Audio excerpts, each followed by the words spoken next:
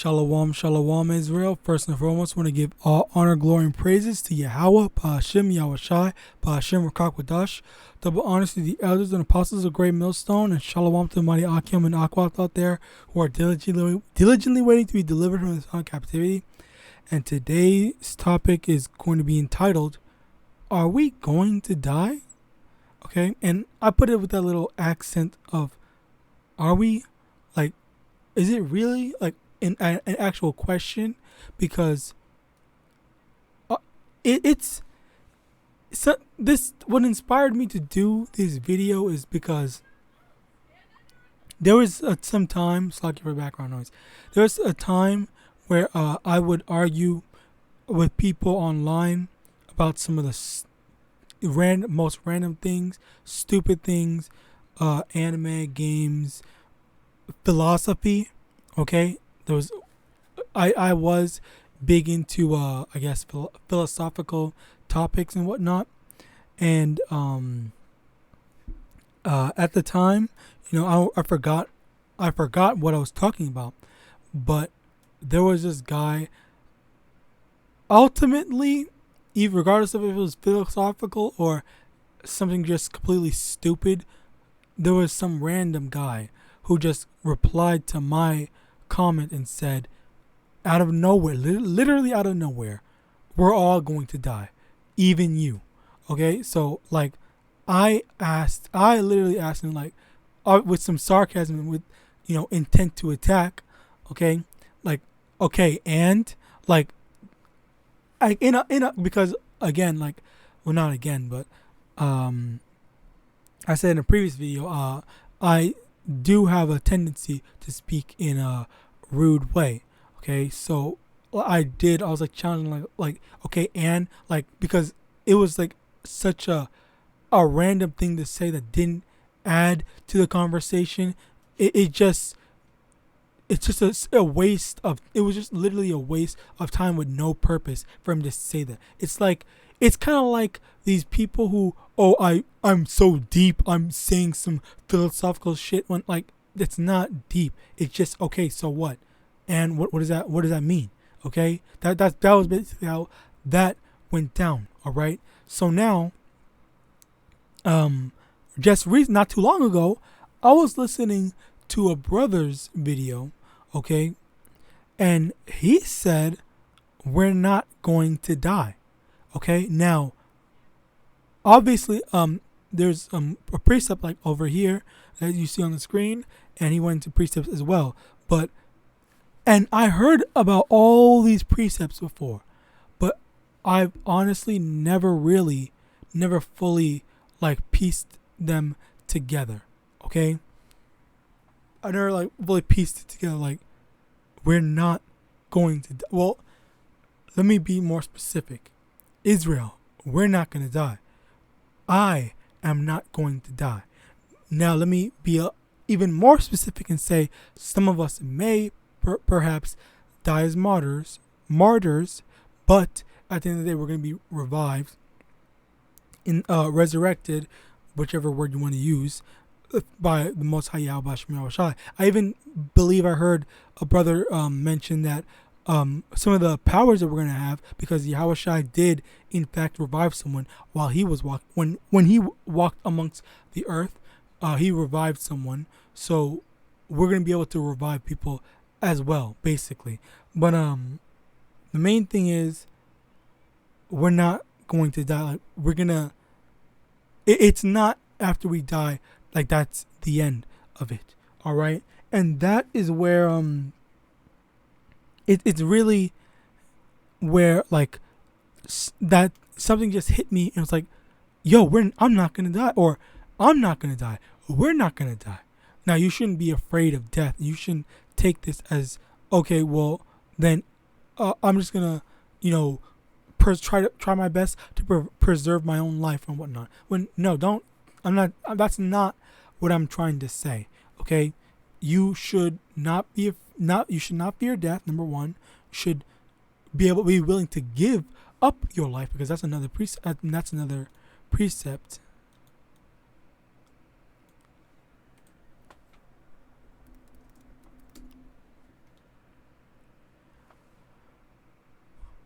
Um.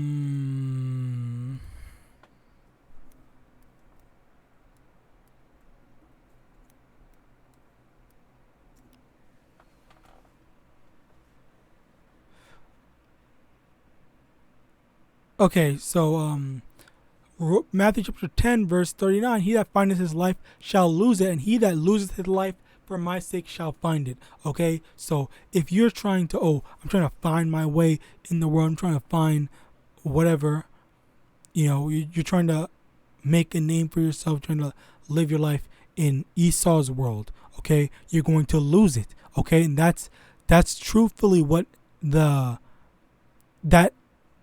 that encounter, I guess, basically meant, because, or basically is translated into, okay, so you have these people, not necessarily Edomites, it could be Edomites, but these people that are just like carnal people, okay, carnal people.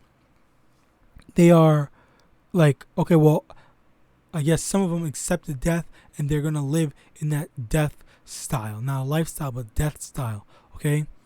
But continuing on in the same verse, and he that loses his life for my sake shall find it. So if you are willing to give up your life for YAHAWASHI, give up your life for the Most High Yahweh, okay, then you're going to find it. You're going to find, eternal life. All right. I'm going to get into these other precepts, but that's basically the meaning behind it. That's like you're trying your best to and that's another precept actually.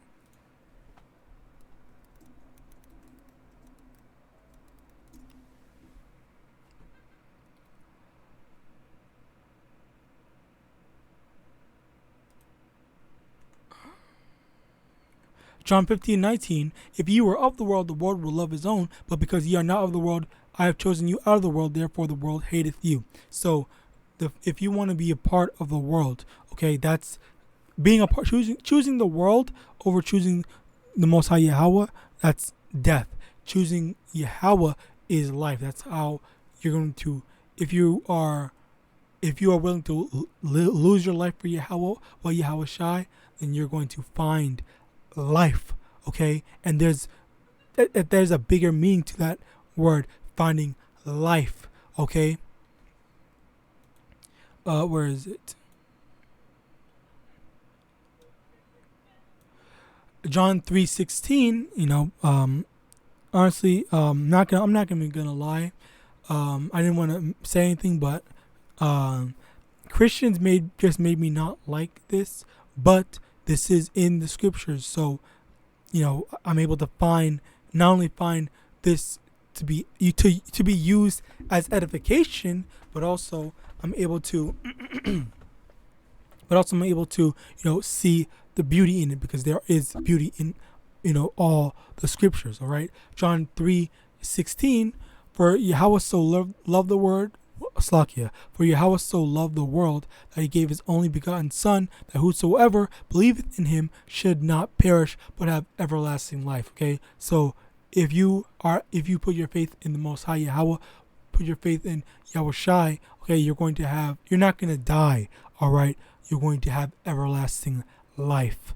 All right, that's it literally. Now this literally says it should not perish but have everlasting life. You're not going to, again, like I was saying, how the brother said, we're not going to die. Okay, you're not going to die. You're going to have everlasting life. And then in Matthew 10:39, he that loses his life for my sake shall find it. Okay, that's what the life means. That's everlasting life, not just a life in Esau's world, but everlasting life in the kingdom of heaven, amongst under YAHAWASHI. All right. That's how you want to live. All right. Now, Daniel 12:2, and many of them that sleep in the dust of the earth shall awake, some to everlasting life, and some to shame and everlasting contempt. Now, if you were doing your part, if you had faith, you were preaching the word, you were doing whatever you had to do, you were keeping the law, statute, commandments, just if you are basically at the end of the day, righteous brother, then you're going to awaken to everlasting life. If you are dead, okay. If you are well, this is double meanings, okay. So those that sleep, many of them that sleep in the dust of the earth, as in that are dead in the ground, okay. They're asleep in the dust of the earth, as well as those that are asleep, not yet awoken to this truth. They're going to wake. Both of them, in both instances, are going to awake to everlasting life, should they have been a part of the truth, or if they are coming into this truth, all right, and staying in it, of course. And those not, okay, are going to be sent to. They're going to awake to shame and everlasting contempt. Okay, that those are part of those that were not in this truth. Now, Revelation chapter 21 verse 4, and Yahweh shall wipe away all tears from their eyes, and there shall be no more death, neither sorrow nor crying, neither shall there be any more pain, for the former things are passed away. So there's going to be, it literally says in Revelation 21:4, there's going to be no more death. Death is oh my God, can you just imagine that? No one's going to be able to die. We're not going to be able to die in the kingdom of heaven. Okay, no one's going to cry. No one's going to be sad. Like all this mourning that we're doing, being in captivity. Okay, we're not gonna hate our lives. We're not gonna be depressed. Okay, I believe I heard of some brothers, being depressed, but not like fully depressed to the point where they're unable to do stuff, but just this world was getting to them, and this world does get to me too. But at the same time, all that is going to be in the past. Okay, it's just not going to be. It's all going to be passed away. Okay, it's going to be no more. All right. Now, next precept, John 3:36. He that believeth on the Son hath everlasting life, and he that believeth not the Son shall not see life, but the wrath of Yahweh abideth on him. Okay, so following into this truth, following YAHAWASHI, okay, we're going to see everlasting life. We're going to get everlasting life. We're going to be able to live happily ever after. Okay, but not those people that are like, oh, everyone's gonna die, even you, and all that. Those in that type of mindset, they're going to see the wrath of the Most High, the missiles from the missiles, okay, and all that stuff like that. That's what's waiting for them. All right, like you just, I hope you just fully try to grasp the concept of this no more death. Okay, I can't even imagine what that's going to be like. Okay, and then I don't know if many people have heard or seen, or maybe they have, but like a lot of times, well, one of the things that I initially thought of when I was especially pretty young, relatively pretty young, as a kid, I thought, what, I would not want to be immortal because it just. Because the reason why I said that is because when I think of being immortal, I think of being immortal in here, okay, in this world, and I'm the only one that's gonna be immortal. Okay, so then I'm gonna watch the people around me dying, the people I care about dying. I'm gonna be depressed, living in this world, having to deal with all this crap, tax and whatnot. Like it's just annoying and whatnot. Like honestly, that's what I was saying. Like it would just be pretty annoying. And I actually discussed that in a college class that I took. I forgot which class it was, but we were talking about immortality, and then they were discussing, okay, if you're immortal, is there still going to be a way to kill you? Like if you have every single piece of your body destroyed or whatever, then is that actually going to kill you, or are you going to be immortal just by not dying of old age, or you're going to be immortal by there's going to be some way to kill you. Like, for example, Deadpool, he's able to regenerate from literally anything, but he's able to regenerate from anything, but he's still able to be killed. Okay, and a perfect example, Master Roshi. He is not Master Roshi, but Roshi from Dragon Ball Z. He is immortal, but his body isn't really like durable or anything. He's relatively not strong. He's very strong in terms of a normal person, but in terms of the actual cast of people that are able to actually put up a fight, he's not that strong, and his body does deteriorate, as in, because you see, like, he has like 3 teeth. Okay, I think we can look at that.